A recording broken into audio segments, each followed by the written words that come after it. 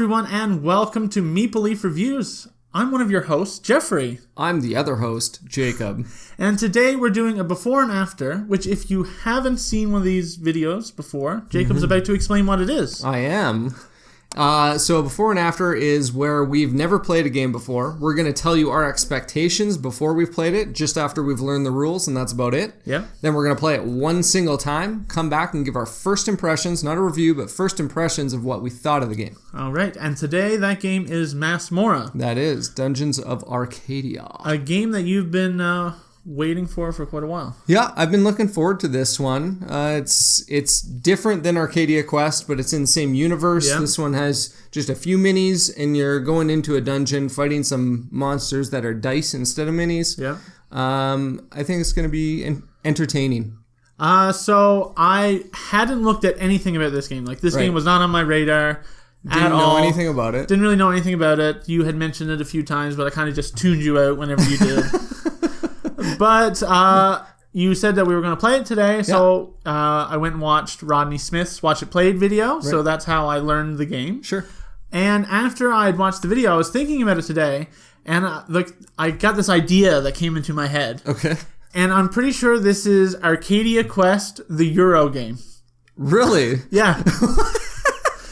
And here's why. Okay. You roll the dice first, and then you decide what to do with them. Sure. When you engage in combat, it isn't like I choose to do combat, then I roll the dice to see if I'm going to succeed. Right, of course, You have all the information you need to know before you go ahead and do stuff. So the randomness is before you decide what you do. Sure. Which I think is a more Euro-style thing. It definitely is, than an Ameritrash. Yeah, I never thought of that at all. That's quite clever. And not only is it a Euro game, is what I'm calling it, because there's other things looking at it that I was thinking, because there's only a certain number of tiles in the stack, you can figure out how many traps there are, so you can get an idea. Plus, you don't have to say move first. You can heal before you move, so you can mitigate all these things before you go ahead and do them.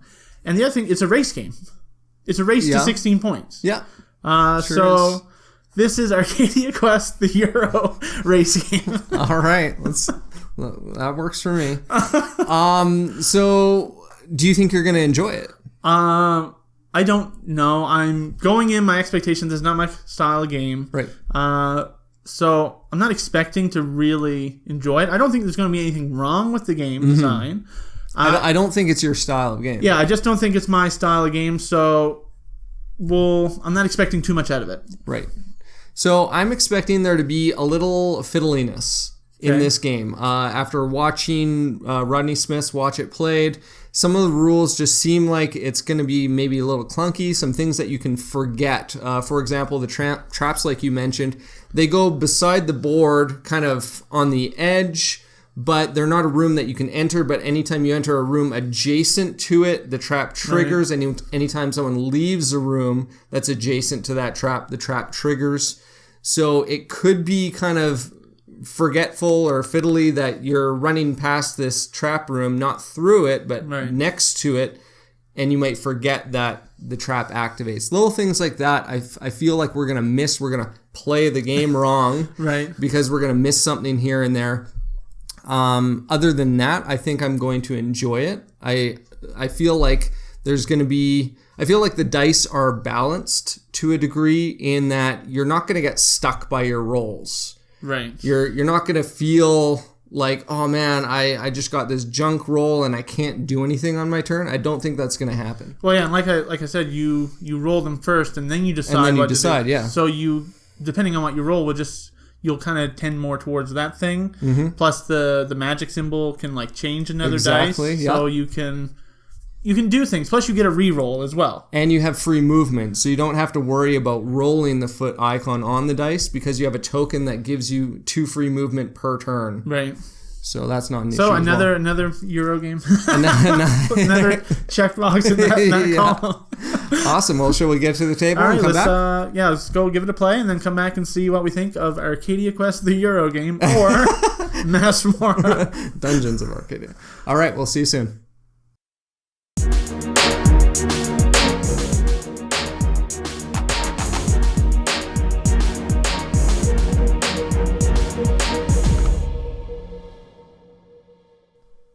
Welcome back, everyone. We just finished playing Masmorra. Yes. So a little bit of background. Arcadia Quest, the Euro game. version. Definitely the second one. But a little bit of background before we talk about our first impressions of the game. Mm-hmm. We played a 3-player game, and it took us an hour and 3 minutes. Right. Very precise. An hour and 3 minutes, 27 seconds. Well, actually, it was an hour, 2 minutes, and 45 seconds. Oh, okay. Okay. But anyway, that is neither here nor there. No.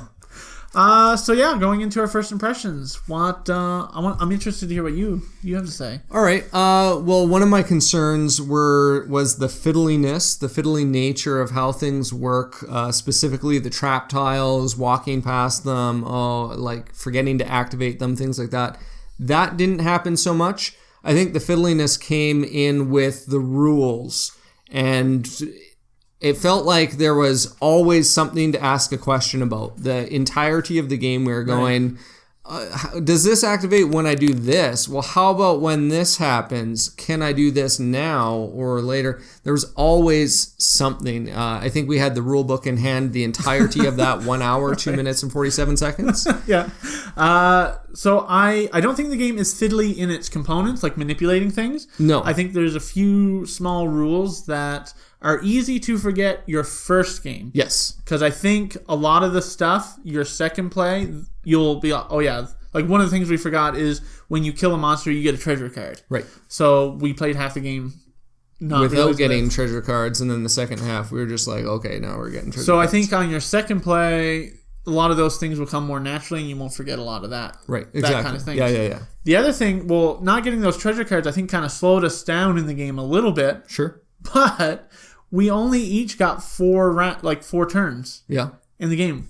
It flew by. It's a very fast game. You don't get a whole lot of time doing different things. Yeah, if we hadn't spent half the game reading the rule books and trying to make sure that we got everything correctly, it probably would have been down to 40 minutes, I think. Yeah. I did enjoy it more than I thought I would, because I'm pretty sure it's a Euro game. Okay. Like you see the dungeon tile that you're going to explore before you explore it. Yep. You could even use your free move to explore, and so you have even more information before you roll and re-roll your dice. That's right. Yeah. So you can totally plan your move or plan what you're going to do before you do anything at all. Even a lot of the player interaction that take that nature cards, you have to play. The really powerful stuff, you have to play at the start of someone's turn. So then they have that information before they choose to do something. It's not exactly. I'm doing the killing blow. Oh, no, wait, no, you're not. Yeah. You're getting all this random stuff, and the take that at the beginning of your turn so you can adjust accordingly. Right. And yeah, I felt very Euro-esque when I was playing. Right. There was definitely some evil things you could do for the take that, but like you said, ahead of time. Yeah. So it's just boom, I'm ruining your turn. You're just oh, okay, well, I guess I'll just do this instead. Yeah. And you're still accomplishing stuff. It's not boom, you miss your whole entire turn because the person screwed you over. Yeah. That's not happening. Everything else that was take that was I steal 1 XP from you, so that's a two experience point swing, but every monster you kill is giving you 2 experience points early game at a bare minimum, right. And then late game bare minimum 1, and certain monsters are giving you 4 XP every time you kill one. It's a race to 16 points, so you kill 4 of those things, you just win the game. It's very fast. Oh yeah. The other thing that I would say is if I were to play it again, right. I think I would want to play it 2-player. Okay. The reason being, with 3, I didn't feel like there was a whole lot of player interaction. Right. But that kind of take that nature is something I don't like. Yeah. So playing with a lower player count, you don't get exposed to that as much. Sure. And there's less downtime. Because, what is the player count for this? Up to 5, I think? For the... 5 players. 5 player. So, because you have to take your entire turn before the next person goes... A 5-player game, I can imagine you're waiting for 4 other people to take their entire turns. Yeah. With not a whole lot of doing stuff in between. like if you have no treasure cards to interact with them, you're literally doing nothing, Right. waiting for it to come around. So I think a lower player count would be more enticing for me to want to play it again. Right. I do believe that the game is going to pick up, though, once you've played it a couple times. Yeah. So with this first play, it was taking a lot longer between turns because we constantly had to look up just minor details about how something specifically worked. Well, yeah. So in an hour game, this time, 40 minutes of downtime. Where I'm literally I could not interact or do really anything with the game. Sure. But still, I was entertained by looking through the rulebook Right. during the first play. It didn't feel like an hour to me at all. No, because I was looking through the rulebook Constantly doing something because of the rulebook. Yeah. Yeah. But yeah, so I think you can get the playtime down, though. Sure. So anything else you wanted to mention? I don't. Well, yes. So all the monsters are dice. So they have, you can't fit a little text on there or anything. But they all have special abilities. So you have this reference sheet of monster abilities. I always forgot about it in the beginning. And again, I think this is something that comes with plays. Right. You're going to eventually just learn and know what the monster's abilities are. So you don't need that reference sheet. But this game, I was just like, oh, I'm going to fight a monster. Oh, yeah, I forgot he stole this from me before the battle started. Right. And then I would remember at the end of the battle that he did something. So that's just something that it takes a little bit of time getting used to. One other thing I want to say I liked about the game was your special abilities when you level up. Yes. Like, they're so powerful.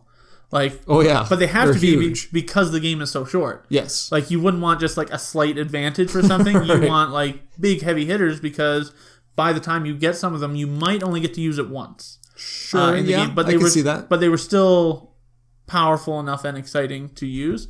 And I just thought of one other point for my Euro point for this game. Okay. Is the fact that everyone gets an equal number of turns. Yes. Like, the game just doesn't immediately end, like when someone like slays a boss or something like that, Right. or gets to 16 points. In this game's case, you each get an equal amount of time to achieve the same goal, Right. of getting 16 plus points. Right. Euro game. What? This is a Euro game. That made me think of another thing is the way that you gain experience.